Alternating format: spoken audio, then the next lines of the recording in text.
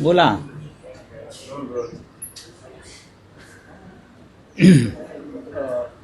राऊतसाहेब, काल ठाकरे बंधूंची राजकीय युती अधिकृतरित्या घोषित झाल्यानंतर महाराष्ट्रात अनेक प्रतिक्रिया येतात. त्यात मुख्यमंत्री देवेंद्र फडणवीस असं म्हणतायत की ठाकरे बंधू मराठी माणसासाठी नाही तर स्वतःच्या पक्षाचं अस्तित्व टिकवण्यासाठी एकत्र आले आणि ठाकरे बंधू एकत्र आले तरी काहीही फरक पडणार नाही, सत्तेसाठी एकत्र आले असं त्यांचं. मग काही फरक पडणार नाही तर मग रिॲक्शन कशा करतात येते? ठाकरे बंधू एकत्र आल्यामुळे काही फरक पडणार नसेल तर मग तोंडाची डबडी वाजवत्या कशाला सगळेच? अगदी काल दिवसभर त्यांचे प्रवक्त्यांच्या फौजा ही युती कशी अमुक आहे तमुक आहे वगैरे बोलत होती. त्याची गरज नाही ना, सोडून द्या ना तुम्ही. आपण 16 तारखेला याच्यावर चर्चा करू. 16 जानेवारीला बघा, ठाकरे बंधू मला सांगा की भारतीय जनता पक्षानं आणि किंवा देवेंद्र फडणवीसांनी मराठी माणसासाठी काय केलं?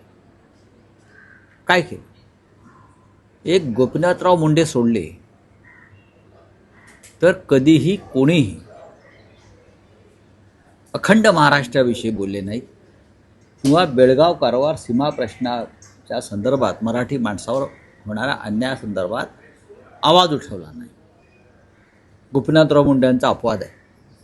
बाकी मला सांगा, कोणत्या भाजप नेत्याने मराठी माणसावर होणाऱ्या अन्यायाविरुद्ध आवाज उठवला? ना या राज्याच्या सध्याच्या मुख्यमंत्र्यांनी ना त्यांच्या सहकाऱ्यांनी. बावनकुळे म्हणतात आम्ही वेगळा विदर्भ करू, महाराष्ट्र तोडू. बोलले ना, अधिवेशन काळात बोलले ना. त्याच्यावरती ठाकरेच उभे राहिले ना. कसा तोडताय बघू. मुख्यमंत्री उभे राहिले का? मुख्यमंत्र्यांचं कर्तव्य होतं या राज्याचे मुख्यमंत्री म्हणून बावनकुळ्यांना जाब विचारण्याचं. केलं का? तुम्ही आम्हाला का शिकवत्या मराठी माणसाच्या गोष्टी? ठाकरे होते म्हणून तुम्ही या राज्याचे मुख्यमंत्री आहात, लक्षात घ्या. बाळासाहेब ठाकरे होते आणि ठाकरे आहेत म्हणून तुम्ही या राज्याचे मुख्यमंत्री आहात. नाही तर तुम्हाला राज्याच्या तुकडा पाडून एका लहानशा तुकड्याचं मुख्यमंत्री व्हावं लागलं असतं. आम्ही ते होऊ देत नाही. ही तुमची पोटदुखी आहे. आम्ही मुंबई वेगळी होऊ देत नाही, ही तुमची पोटदुखी आहे. मुंबईला महाराष्ट्रामध्ये आम्ही अजूनपर्यंत ठेवलं आहे संघर्ष करून, ही तुमची पोटदुखी. नाही तर तुम्हाला काय, तुम्ही काय केलं मराठी माणसासाठी? दाखवा ना, तुम्ही 10 कामं दाखवा की हे आम्ही महाराष्ट्रासाठी मराठी माणसासाठी केलं. गौतम अडाणीला मुंबई विकणं म्हणजे मराठी माणसाचं काम नाही ना. गौतम अडाणीसारख्या मोदींच्या मित्राला अख्खी मुंबई विकणं किंवा फुकटात घशात घालणं हे मराठी माणसासाठी केलेली सेवा आहे का तुमची? आम्ही बघू ना, आम्ही 2 ठाकरे एकत्र आलेले आहेत, आमचे भाऊ एकत्र आले, 2 पक्ष एकत्र आलेले आहेत. तुम्ही तुमचं बघा. आम्ही सत्तेसाठी एकत्र आलो आहे, ठीक आहे. मग तुम्ही काय एकमेकांना चंपी मॉलिश करायला एकत्र आलात की रात्री एकनाथ शिंदे जातात वर्षावर, मग ते त्यांना मॉलिश करतात, मग देवेंद्र फडणवीस ठाण्यात जातात, मग फडणवीस त्यांना मॉलिश करतात, मग दोघे मिळून अजित पवारचं चंपी मॉलिश करतात. तुम्ही एकमेकांचा मालिश करायला एकत्र आलाय का?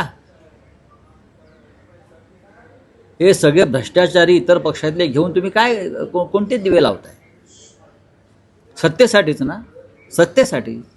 तुम्ही आमची शिवसेना फोडलीत मराठी माणसाची, हे तुमचं महाराष्ट्राचं बाबतीत केलेलं कर्तव्य. मराठी माणसाची संघटना जी बाळासाहेब ठाकरेंनी निर्माण केली ती तोडून निवडणूक आयोगाच्या माध्यमातून ती एका लफंग्याच्या हातात दिली तुम्ही. हे तुमचं मराठी प्रेम? मतभेद असतील राजकीय, पण मराठी माणसाची संघटना फोडण्याचं पाप तुम्ही केलं आहे आणि हा महाराष्ट्र तुम्हाला माफ करणार नाही आणि याचा बदला मुंबई महानगरपालिकेत घेतला जाईल. आशिष शेलार म्हणतात की कालची पत्रकार परिषद ही शॉर्ट फिल्म होती. असेल ना. हल्ली शॉर्ट फिल्मला नोबेल पुरस्कार मिळतात किंवा ऑस्कर मिळतात. सांस्कृतिक मंत्रालयाला माहीत पाहिजे, या राज्याच्या सांस्कृतिक मंत्र्याला माहीत पाहिजे की हल्ली शॉर्ट फिल्म्स बरं आणि फिल्मपेक्षा वेब सिरीज,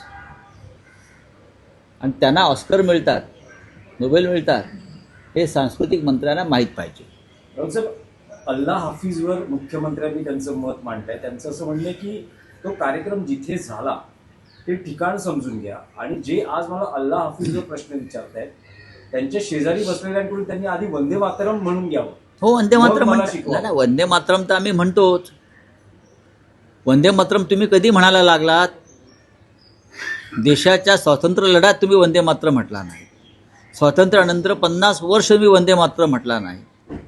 आता राजकीय अपरिहार्यता म्हणून तुम्हाला वंदे मातरमची आठवण झाली. या देशातल्या अनेक मुस्लिम क्रांतिकारकांनी, अशफाकुल्ला खानपासून सोलापुरात सुद्धा आमचे मुस्लिम बांधव फासावर गेले क्रांतिकारक, त्या सगळ्यांनी वंदे मातरमची गर्जना करत ब्रिटिशांनी त्यांच्या भोवती जो फासाचा दोर आवळला तो त्याने आवळून घेतला आणि ते फासावर लटकले. फडणवीसांच्या पूर्वजांपैकी म्हणजे त्यांच्या वैचारिक पूर्वजांपैकी कोणी गेलं आहे का फासावर वंदे मातरम म्हणत? सांगावं ना. ज्यांचे लोक देशाचा तिरंगा फडकवायला तयार नाहीत,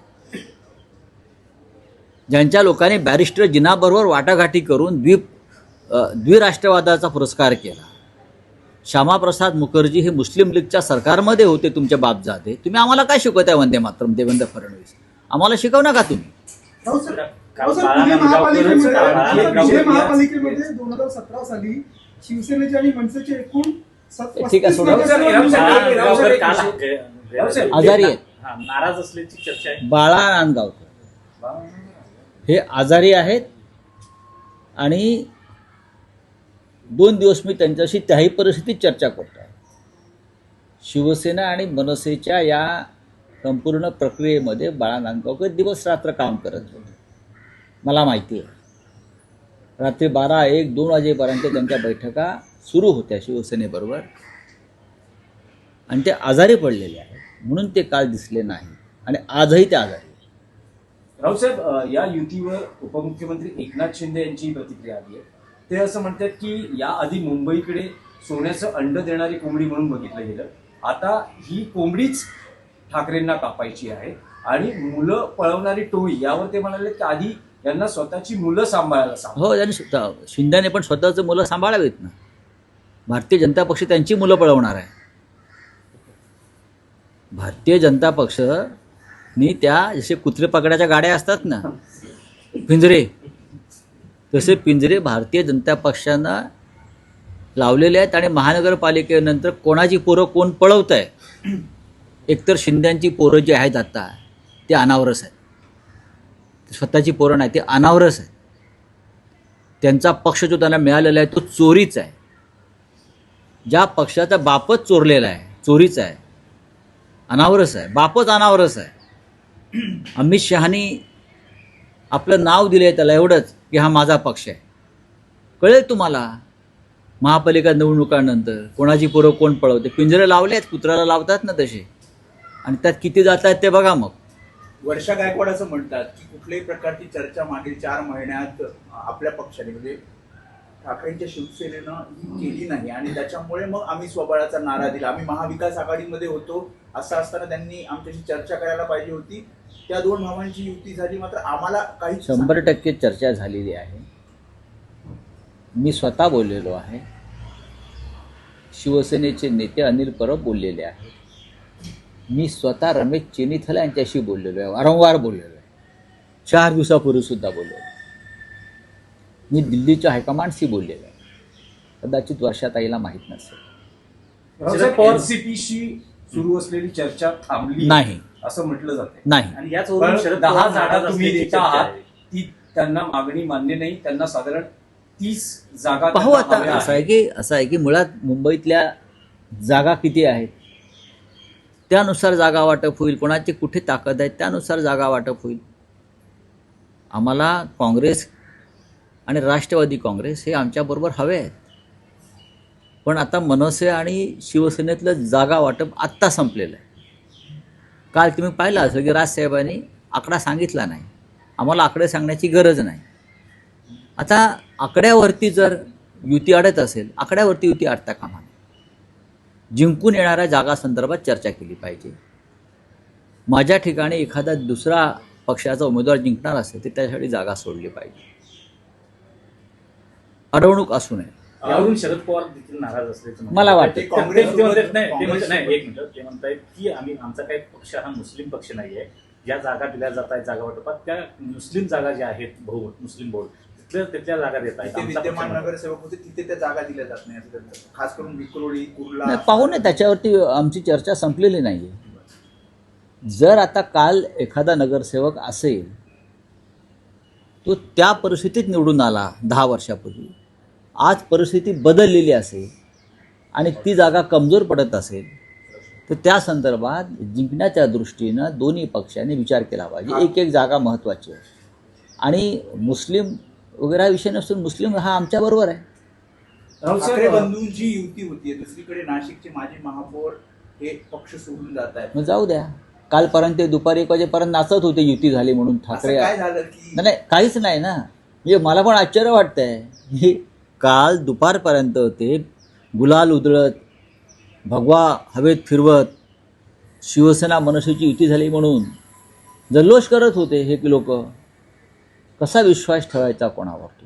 राहुल साहेब, ठाकरे बंधू सतत हा दावा करतायत की मुंबई महापालिकेवर त्यांची सत्ता येणार, भगवा फडकणार, महापौर मराठीच असेल. पण युती जाहीर होत असताना सत्ता वाटपाचा काही फॉर्म्युला ठरलाय का? कशाला पाहिजे? कोणाचा महापौर बघा, होईल, कोणाचा स्टँडिंग कशा कमिटी करता? चेअरमॅन होईल. तुम्हाला तर आधी 2018 जे न्यूसी मध्ये झालेलं काय झालं 2018? ते पाहता म्हणजे अधिकार तुम्ही आणि- तुम्ही तुम्ही तुम्ही अमित शहाची राज ठाकरेंबरोबर तुलना करता का? पण तुम्ही राजकारण अपमान आहे, कर साहेब. राजकारण तुम्ही आम्हाला अजिबात शिकवू नका.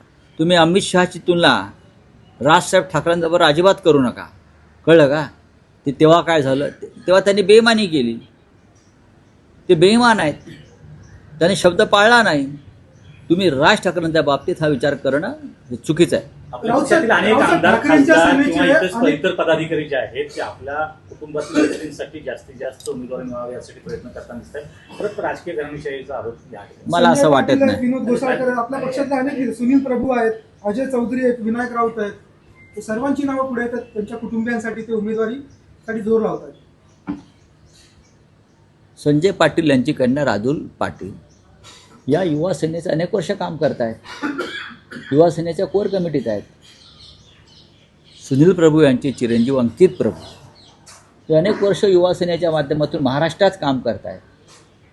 हां, अजून तुम्ही कोणती नावं घ्या, मी तुम्हाला त्यांच्याविषयी माहिती द्यायला तयार आहे. दगडू नाही सपकाळांची पण जी राऊत साहेब, आहे ती- अनेकांचा प्रयत्न आहे की आपल्या घरातच उमेदवारी राहावी. आणि- समजा जर विद्यमान नगरसेवक नसेल तर आपली पत्नी, आपला भाऊ, आपला मुलगा, तर कार्यकर्त्यांना कधी संधी मिळणार असं कार्यकर्त्यांचं काय म्हणणं आहे. ते अंकित प्रभू किंवा राजुल पटेल किंवा तुम्ही जे नावं घेताय ते कार्यकर्ते नाही आहेत का?